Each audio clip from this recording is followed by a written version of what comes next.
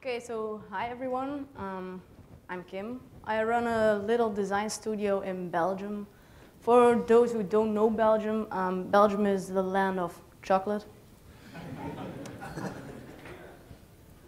Wait, it's not doing anything. Chocolate, so yeah. Beer, and Tim van Dam. So not bad if you ask me. Before starting this talk, I want to make a quick video because I've been doing 1-second videos for the past 10 months, and I put them together when I have 1 year, so that will be really cool. So if one, yeah, you should make noise. Ready? Go!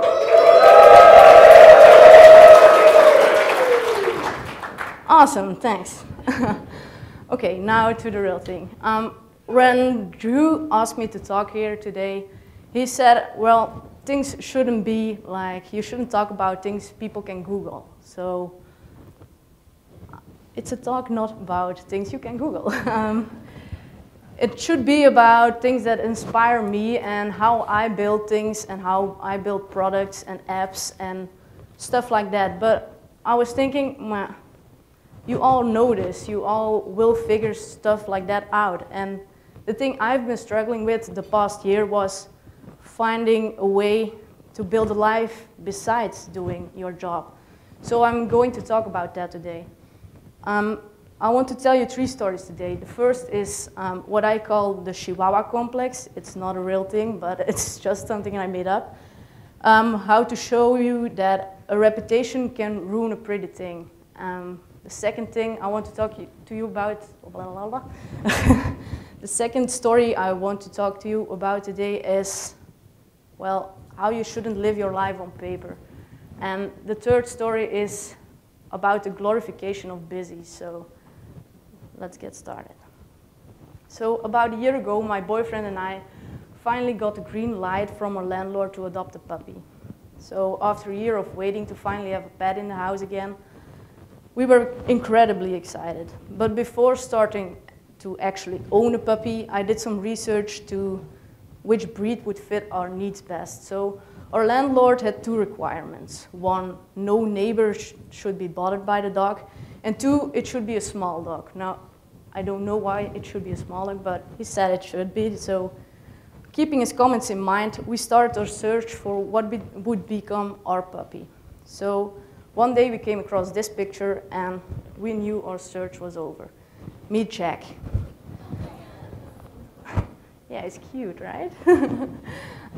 Jack is a Chihuahua, and a lot of people have problems with Chihuahuas. Like, they don't like them because celebrities carry them around in their purses with clothes on, and they're like little aggressive dogs and they bite. But let me tell you something, it really isn't true. The thing about adopting a Chihuahua is everyone reacted so incredibly stupid to it when we told them what breed our dog was. And after a while, I became scared and uncomfortable to tell people the breed of our puppy. And almost all conversations went like this. So there was a stranger petting the dog, and, oh, look what a cute dog. Oh, he's so cute, he's so cute. What breed is he? And I was like, oh, he's a Chihuahua. And people were like, ooh, they stopped petting the dog. A Chihuahua? Are you sure? He's really friendly and doesn't look like one. And it was like, what? Okay, yes, I'm sure. And does it even matter? Does breed matter? Does it matter if all Hollywood people carry puppies around in their purses? Does it matter that Chihuahuas go outside in the winter with a sweater on? It doesn't matter. It just doesn't matter. The answer is simple. You can't judge something or someone based on a reputation. Every dog is different, and so is every human being. In a way, judging something or someone based on a reputation makes you kind of a dick. But, to be honest, we all do it. Thanks to social media, we even have the option to be a jerk without even facing the consequences. So here comes the video. You would indulge us for a moment. You know, One of the most interesting things about Twitter is it connects celebrities directly to their fans and vice versa. Many celebrities actually do the tweeting themselves, which means pretty much anytime you like, you can send a message to them, and unless it's someone like Justin Bieber who has 18 million followers, they will probably read it. Your message goes right to their computer or into their pocket, which can be good and it can also be bad, and we like to focus on the bad here at this show. So in anticipation of Twitter's 6th anniversary, we asked some celebrities to read some of their favorite tweets from fans. These are real tweets sent to and about the people you're about to see, and we present them to you now via the old-fashioned magic of television. Enjoy. Joel McHale is a huge D-bag. Oh, you couldn't spell douche? You have 140 characters? Couldn't spell douche. I get it. Yeah, David Cross is not my kind of comedian. Hey, Roseanne, get a life. You are a big Jason Bateman is gay? Question mark? Who knew? Yo, at Kevin_Nealon, you suck fat balls. That is true. If you change the I in Anna Faris's last name to a T, you get Anna Farts. Interesting. Wait, ellipses. So, ellipses. Busy Phillips is not a Dixie chick? LOL, yo. Will Ferrell, dumb. So D-U-M. I don't know, maybe you're dumb. Kristen Bell is so ugly. Way too ugly to play Snow White in Snow White and the Huntsman.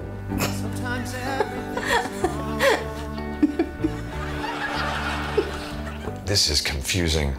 This is not Will Arnett looks like Dracula. Wow.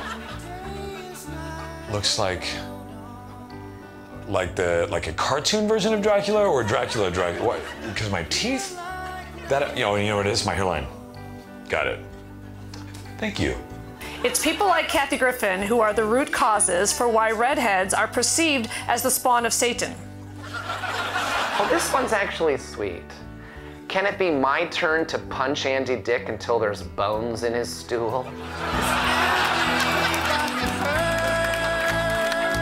Will Ferrell is a fool. That's a compliment. That one I can tell is a compliment. I'm a fool. Look at me, yo. I'm a fool. Thank you. Thank you.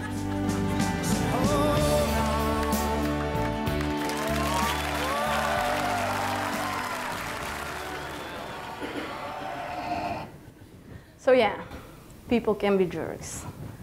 And what judgment makes it even more dangerous is that we like to compare ourselves to others. We're constantly competing to be better in life than the other person traveling a similar journey. We're always prepared to look ahead and see what the other one is doing, even feeling superior if you're winning. It starts as being a kid. Moms comparing their children to see which one sleeps better, eats better, rolls over first, but in the end, it really doesn't matter. They all grew up, they all slept, and they all started walking. It's also the case when you're running. You're like running and you see another runner out there, and he's obviously going way faster than you are. And he runs with much more ease, and you feel bummed out because, yeah, you want to be that good. But the only thing that matters is that you are running and that you are trying and that you are giving it your all. There's no need to compare. Doing everything you can is everything you can do. You shouldn't compare yourself to the other runners. Maybe you're running a marathon and the other one is only running 5 miles. Of course you'll be faster. Of course. But you are in it for the long haul, quite literally. You really should take kids as an example here. Kids don't judge. They don't judge based on a reputation. They don't hate someone because everyone else hates them. No one is born hating another person because of the color of his skin, or his background, or his religion. People must learn to hate. And if they can learn to hate, they can be taught to love. For love comes more naturally to the human heart than its opposite. When you meet someone new, the first thing they ask is, so what do you do for a living? Well, it's not that easy. You are not your job. People are not defined by their age, studies, or job. They're not defined by their marital status or religion. They're solely defined by what they do. But I think you're only what you do. You're not your past. You're not some distant memory. You're what you do right now. Compare it to following someone new on Twitter. You don't go on reading their whole timeline, every single tweet they ever tweeted. No, you just read their latest tweet and decide to follow them or not. It's not based on their history. It's who they are in this moment, right now. The same thing happens with a design. Your last design is the only thing that counts. It should be the best piece of work you created to date. Do you still think it's the best design a year from now? Yeah, we all know that is not true. But probably you have the chance to start over right now. Every single time you start a design, you have the chance to start over and create something new. Confidence doesn't come from knowing you're right. It comes from being okay with failing. So judging isn't necessarily a bad thing. I think most creatives here are critics and perfectionists. And there's nothing wrong with that. As designers, we tend to judge quite easily based on exterior factors. When following people on Twitter, there's always some new design crisis coming up. Like, yeah, it slowly flows in and then goes away again. Like, we judged iOS 7 without trying it out first. We all did that. We have a thing against the term flat design, but nevertheless, we design stuff in ways that look like it. And we all use clean and minimalist design in our bio all the time, without even being a real minimalist. So I think it's by analyzing and being so critical for lots of things, not people, we improve. We become better designers. We learn. We value. We rethink and we shape our vision. We know what we want and what not. A creative is by definition a problem solver. We're always looking for things to fix. We always look to find a solution. Both designers and developers do it all the time. Being creative is not a job from 9 to 5. It's a part of who we are. It's not something we can turn off. That's why there's a danger of becoming negative towards positive things. Since we're always looking for solutions and to fix things, we have to be careful to not let it ruin the things that are already awesome. Sometimes we just need to accept things as they are. So stop judging that font on restaurant menu and just enjoy the meal. The true challenge lies not in having what we want, but wanting in what we already have.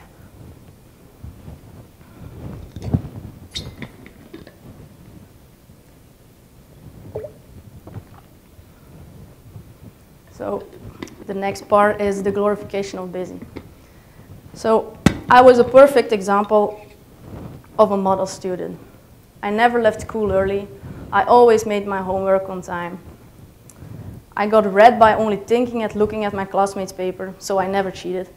I never drive too fast. I never drank alcohol, never did drugs, and I was 18 when I first had a boyfriend, who is still my boyfriend today. To sum up, I'm pretty boring. I always thought that living the life as papers wrote it would make me happy, a good citizen and a good human at that. When you always try to do good things, you still experience a lot of crap. So, all because society thinks it's the right thing to do doesn't make it the right thing for you. There isn't a manual of life, but actually you are expected to. The life you are expected to live goes like this. So be born, get a degree, go for a good, safe job, get married, buy a house, have kids, and the unfortunate, die. So if you follow that path, you're pretty safe at being a good human being in everyone's eyes. But it's not for everyone. It's not a sure thing, you'll be content. I got to get to the get a degree part of the list until I figured out it wasn't for me.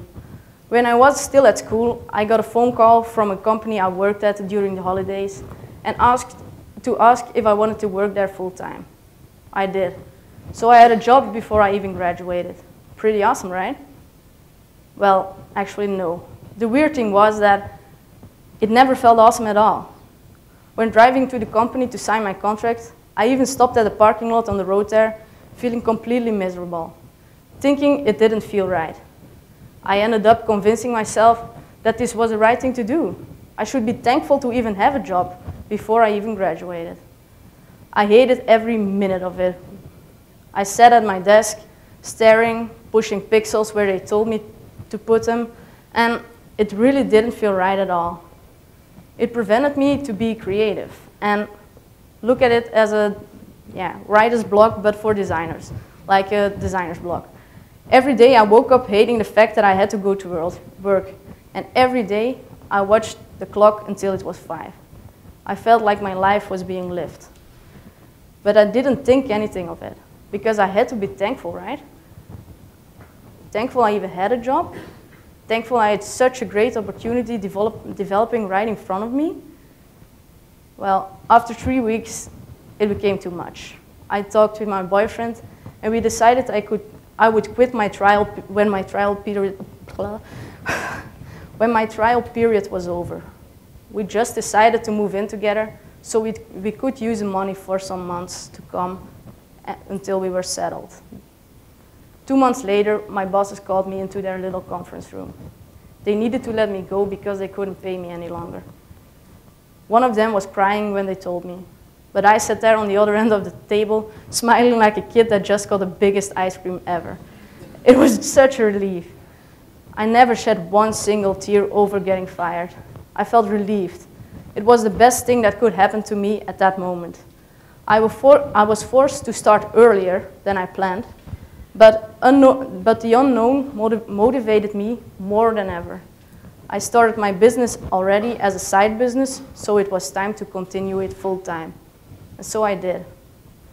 When I started, I thought it was awesome that I knew all kinds of stuff. It's what they teach you at school. You should be good at everything. But I knew how to write, and I knew how to photograph. I knew how to develop websites. I knew how to design, and I knew how to communicate on social media. But later on, as I started working in the big business world, I discovered that it made more sense to focus on just one thing at a time. I'd rather be very, very, very good at something, at one thing, than be mediocre at all of them. I now call myself a designer. I can code, I can write, and I do take photographs, but by heart I'm a designer. It's what I do best. The 2 most important days in your life are the days you are born and the day you find out why. It's hard to find out who you are and what you do, what you're meant to do with your life. And it's easy to say that you can't change who you are. It's the easy way out. It's hard to work on yourself and change things. Change the way you react to things and be more patient. I know because I've been that person. I thought all the self-improvement books were just a big scam. But you are who you are and you can't change that. But in fact, you can. I was blind to see. I was able to change myself. Because like I said before, you only are who you are right now. Every day is a new start, so you can just start over. So if you're ever in doubt, don't be the one who makes up excuses. He never wins. Be the one that makes shit happen. Learn how to improve things. Don't settle with what you already know. Even after finishing school, you will always be a student. You will always be in school. School of life is a school too. To get better, you can never stop learning. Not in real life and not in design. The thing you hear most about design, besides Steve Jobs quotes, is that you should think out of the box. But being an interface designer, I really believe it's not about thinking out of the box, but it's about being creative inside the box. And that's a puppy and not a panda. So you shouldn't invent new things just for the sake of it. As an interface designer, your users usually aren't the most tech-savvy people. You cannot make them think. The hamburger icon, and don't worry, I'm not going to talk about it, but is the perfect example of this. People created it, but it was just something that wasn't 100% right. It was just thinking about outside the box when you shouldn't. I'm not saying that you shouldn't innovate, but interfaces can only handle so much. The learning curve users are willing to go through is very small. When I download an app in the App Store and I get a whole slideshow and a walkthrough with all the different swipes I need to learn, I just delete the app again. I just want it to work. I don't want to learn it. I like to compare interface design to building a house. It's not about building a whole new house, but it's about rethinking and reorganizing the stuff you already have. It's about a new coat of paint, rethinking the function of every room, throwing out stuff you don't use anymore, and putting the focus on things that are important to you. In many ways, simplify is the answer to many questions. Not only in design, but in your day-to-day life too. For me, minimalism is not just a design direction or a trend. It's not just a trend. It's just a way of living my life. It's finding the essence in things, both digital and psychical. It is crazy to realize how much stuff you have when you move, for example. You always find out how much crap you have. So mostly it's stuff you didn't want at first place, but there's a lot of just-in-case stuff too. Like you have 2 printers just in case this one breaks. But when it actually does, you just go to the store and buy a new one. You don't care to look for the other one. Most of the time, you even pay those things with your money, with money you could have saved.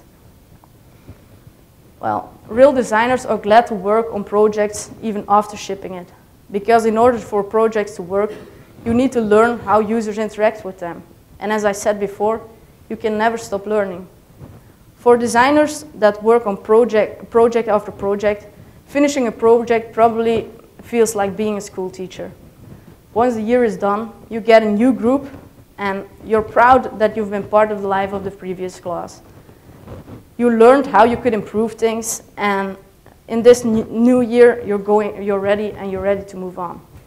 Working in an office, however, is a different thing, at least when you're working on one product. Like Jeff said yesterday, I think product designers are not like teachers, but rather like parents or family. They work their whole life on 1 or 2 products. They help them grow. They go through good and bad times together and try to figure out what's wrong when the child is all grown up. The learning curve is different, but they have to know every detail very well to be able to analyze how people will react. Both are important, and both are needed, and both care about what they do. As long as you do it with passion and immense joy, it will be a rewarding journey. And I just see that I switched up those 2, so this is actually going to be about the glorification of busy, and the previous part was about don't live your life on paper, but I guess you get that, right? So this is the glorification of busy. When I started Pixel Proof, I had no clue what I was doing. I was working with clients from around the world, working with different time zones, and it made it very hard to communicate. If I wanted to have a decent conversation and check in with my clients, I had to stay up late and work evenings. I didn't mind it at the time because I thought freelancers were supposed to do that. Freelancers should work long hours, evenings, and even weekends to make sure they get their money they need to survive, right? Well, I don't think so. My grandfather met the love of his life when he was 75. He lost her 9 months later. That was the moment I realized every day and every single hour matters. Thanks to being a freelancer, I was able to just take days off and be there for him. I wasn't at my desk all day, but I still got things done. Crisis situations often call for different lifestyles. When there are some life-changing events happening, you suddenly are aware of how much you can handle. With that eye-opener, I started to work smarter, take more time off, and spend less time behind my desk. My work got better, and most importantly, I felt a lot better doing it. I didn't feel the need to be at the computer all day, and I didn't feel guilty any longer when I went out. There's this awesome campaign from Still that's called Get Real, Get Outside. We often get caught up in so many things work-related that we forget to get outside and have fun. By getting away from my desk, I was able to collect more stories, more experiences, and thereby I had more dots to connect when designing things. And because I did not hide behind my desk, I got to interact with people. People that could become the users of the app I would design someday. By interacting with those people, I had a chance to observe them and get a better idea of how they think and handle things. As a freelancer, I have the privilege to make my own schedule. As long as the work is done, by the end of the day, everything is okay. And yet, I think that as a freelancer, we always feel the struggle between working at a company or continue freelancing. It's the insecurity that drives us and at the same time drives us crazy. But if you ever tasted the working from home, the freedom, the do what you want when you want it mentality, I'm afraid there's no way back at being 100% completely satisfied at your office job. And I don't mean that office jobs can be fulfilling, but I would compare it to someone who's born in one country and decided to live elsewhere. The country where he's born will be forever his second home. It will be in his heart, and someday, maybe some part of his life, it will fit his life best. But there's no way going back to only calling one place your home. It's a duality that excites and scares, that makes it hard to let go and constantly questions if you're making the right choice. I saw a lot of good companies over here at Valio Con already, and Focus Lab is one of those. They're really awesome. And like 3 hours, they do it the right way. They give people, the chance to be themselves. But there are a lot of companies, and especially in Belgium, they don't get it. They don't get that people need to be people, and work is not everything.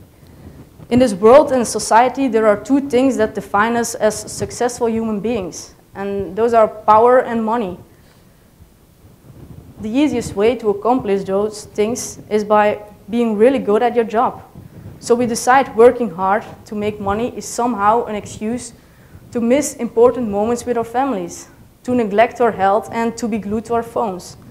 And all of that because it makes us look successful to people we barely know. One way or another, over the years, being busy makes you look important. We put our kids' schedules full of crap to keep them busy. Make sure we always have something to do on Saturday nights. And when running into a friend on the street, the answer to the question, how you're doing, is always, oh, I'm busy. I think it's time to stop the glorification of busy. Busy is not something good, nor something that you should want to achieve. You should be someone with values, someone who cares about certain things. It's easier to say you're busy than to actually do the work. Make time, decide what you want, and just do it. It's never a matter of being too busy. It's always a matter of prioritizing. Saying you're busy gives yourself the excuse to avoid making choices. You should challenge yourself to make decisions and be honest with yourself. There will always be more important things than other things. Things that are more valuable to you than other stuff. It's just a matter to being honest with yourself and see what you value most. And a good tip I read about that was about changing your language. So instead of saying, I don't have the time, you should try, it's not a priority. A lot of times it will work perfectly, so no problem then. But however, in other cases, it might be more difficult to make the switch. I'm not helping you with your homework, honey. It's not a priority, suddenly doesn't sit well. So that's the point. By changing our language, we remind ourselves that time is a choice. And if we don't like how we're spending our time, we can change it. Beautiful thing about people is that they are the only creature that refuses to be what he is. And that's both a blessing and a curse. We always feel like there's something we need to do or finish. That's everything we do, that everything we do has to have a goal. But life isn't about reaching destinations or goals. It's about a journey. And yeah, I know that's a cliche. So it's about a long road. It's about the relationships you build along that road. It doesn't matter where you're going. As long as you're going, everything will be fine. The best example of us feeling the need to constantly be busy or look busy all the time is the following. How many of you wrote an item on their to-do list after already completing it just to get the joy of crossing it off? Yeah, exactly. Most of the time we can be happy in this moment because we feel there's always something extra we need to achieve. Bill Gates, once said, most people overestimate what they can do in one day and underestimate what they can do in a lifetime. We feel like we have to be productive every single day, that we have to get things done because our life right now could always improve. We don't see what a luxurious life we have right now at this moment. We don't have the experience of living without something, and that's why we can't see it. We also take so much for granted that we fail to see that we are incredibly blessed. We fail to see that in order for us to be happy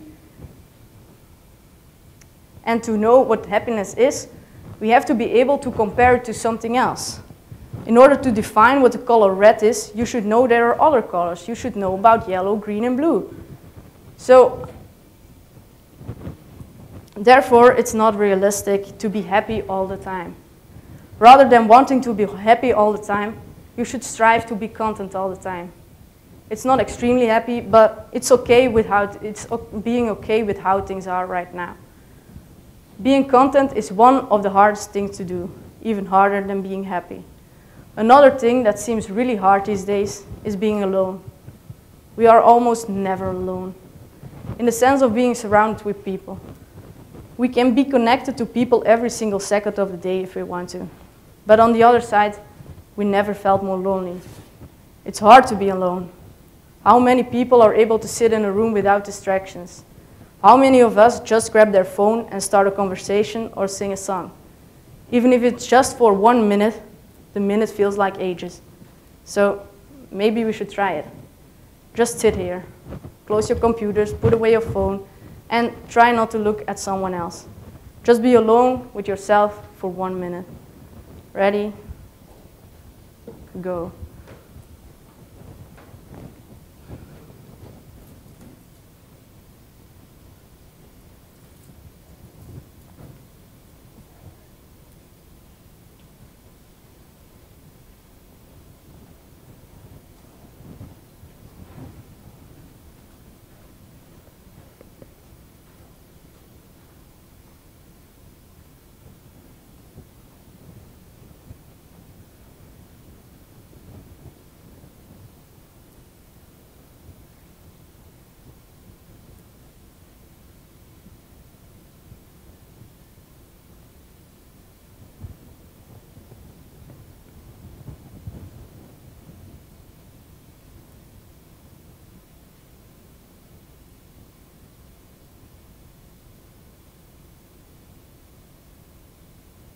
That's long, right? And you probably all hate me now because you're hungry, but sorry. Well, being silent and alone results in only hearing your own thoughts, and you can't hide somewhere. It's only you and your babbling mind. But these days, we are on every single minute of the day. So we have more and more people facing depression and burnouts. It's not any longer something that cannot happen to us. If you keep working way too much and put your calendar full of stuff, one day you'll probably get ill and reach the opposite of what you wanted. You get unproductive. Most of the business is the result of being scared to actually say no when someone asks you out and you don't feel like it. Lately, it's as if it's rude to say no, and that's okay. You do not owe an explanation to anyone. The only one you should be okay with is yourself. And that's something our generation is having more and more problems with. It's like these days, people are scared to be alone. Well, as a freelancer, I work from home all the time, so I'm alone all the time. And that's okay. But at the same time, I sometimes forget that to get out and connect with people. Because being creative is something that's always on your mind. Your creative brain never shuts up. There's this part of the editor's note out of Offscreen magazine, which you probably all know, that explains it perfectly. For outsiders, our industry must seem strange. We willingly work long hours, we go to great lengths to make free things, and we recognize our peers by their Twitter avatars. While our friends may complain about long days at the office, we skip lunch to fit just a bit more time in the day. The negative connotation of the word work is gone. We do it because we love it. We are passionate about it, and we feel blessed and lucky that someone else is willing to pay us for it. And we should. When I read that for the first time, I was completely stunned by how anyone could describe it so perfectly. We are lucky, incredibly lucky, to be creative, to get paid for a thing we love to do. We do it with passion. We're always thinking about the next thing we want to build. But you should never forget that work is just that. Never get so busy making a living that you forget to make a life. Thank you.